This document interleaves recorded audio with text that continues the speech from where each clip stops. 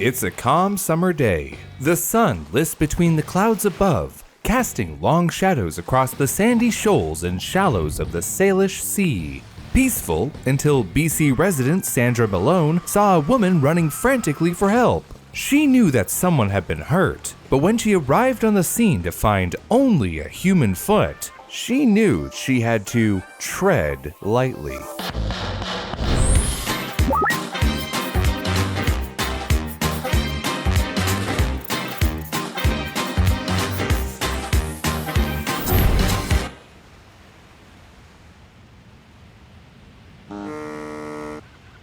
What's this? The puzzling plot of a podiatric serial killer? They'll take your life and your feet too. Her name is Penelope Lepierre. She's a Montreal-born podiatrist turned serial killer. Sorry, Brew, continue. The foot was found at a beach near Campbell River on Vancouver Island, wrapped in the soaking remains of a size 10 Adidas running shoe. When Malone saw the foot, she got the chills right away and quickly got her husband to come out to investigate. It's definitely a foot in a shoe. You could see the bone sticking out, she said, but how it got there and who it belonged to was a mystery. Malone immediately called the police, and soon they arrived to collect the remains. Investigators took the foot back to the station to be examined by a coroner, a forensic pathologist, and a forensic anthropologist. Theories quickly began emerging to explain these mysterious circumstances. One posited that this foot was connected to the remains of a group of 5 who vanished after a plane crash 3 years prior. The 5 men had taken off from Campbell River, crashing near Quadra Island off the coast of Vancouver Island. Only one of the men's bodies was ever recovered.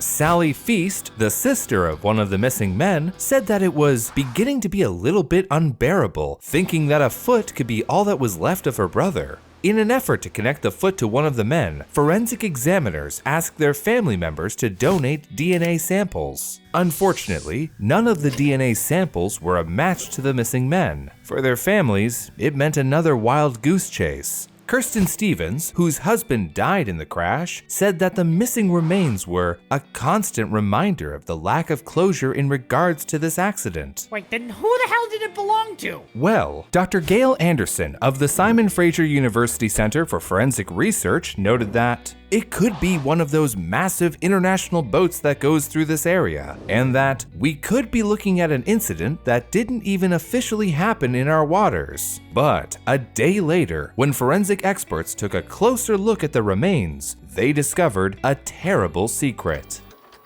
But before we get into that, I'm embarrassed to say that I basically survived off cup noodles and bowls of cereal through college. Definitely not the healthiest diet, but I'm happy to report that whether you're a student or working long hours, there's a better option. Now there's Magic Spoon, sponsor of this portion of our video, a healthier alternative to sugary cereals. Magic Spoon cereals have 0 grams of sugar, 14 grams of protein, and only 4 net grams of carbs in every serving.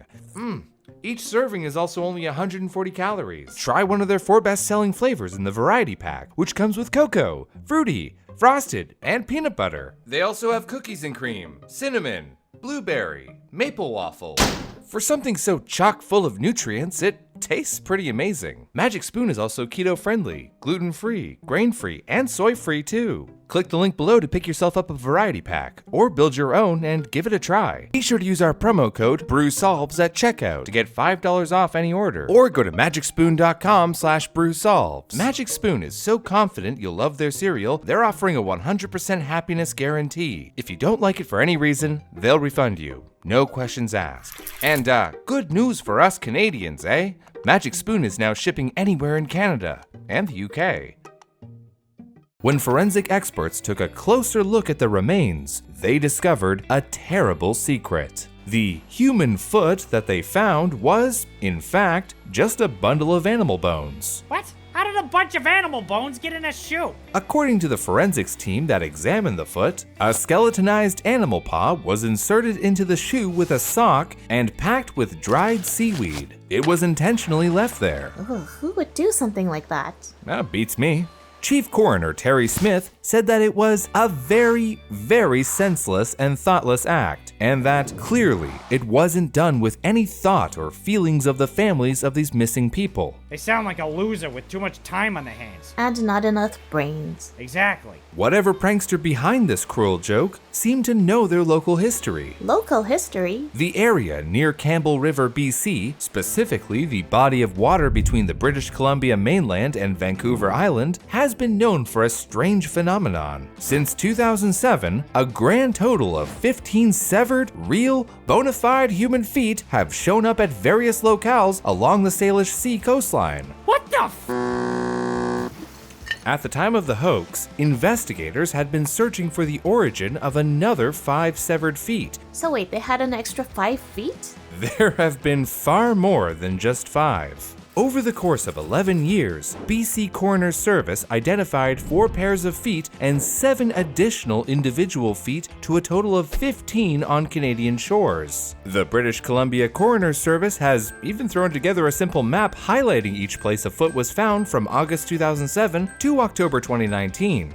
3 of the 4 pairs were matched using DNA evidence, but the last were matched using circumstantial and anthropological evidence. What does that mean? They were found very close to one another and were inside the same style of running shoe. A forensic anthropologist also examined the bones of each foot and found a connection. The aforementioned map labels feet found on Canadian coasts. Including American finds, the total rises to 21. Since no more pairs were identified, there are probably at least 11 more feet floating around in the Salish Sea somewhere. After a decade, there probably isn't much floating, brew. Certainly not, but it's very possible that there are even more feet floating around. Cause, I just needed another reason to fear the ocean.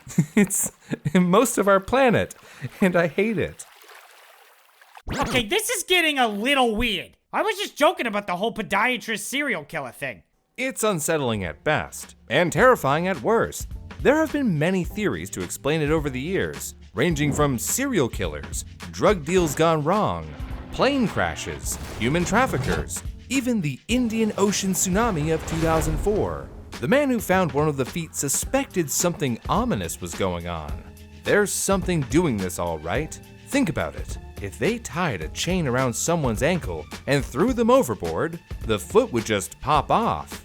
Maybe they got a lot of bodies stored up in a container and they got washed out.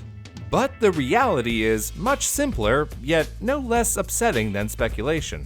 In truth, the authorities have become pretty nonchalant about the whole thing in recent years. They still follow the proper forensic procedure, but the mystery of the feet unraveled fairly quickly. The BC Coroner Service stated, in none of the cases was any foul play involved.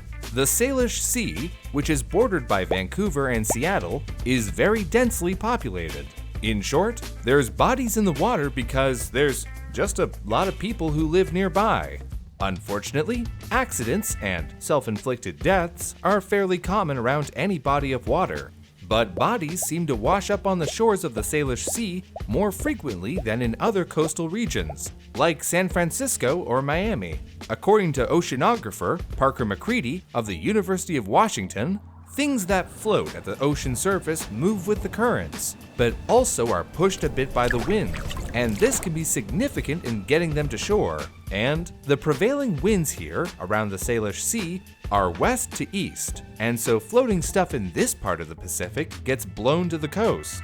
Oh, it's the jet stream. Exactly. The jet stream is a flow of super fast moving winds that always travel west to east in a large ring across the entire globe. Since ocean currents are, in part, controlled by wind, you get something of an ocean garbage highway that takes any floating debris from the Pacific Ocean and deposits it in the Salish Sea. But why feet, bro?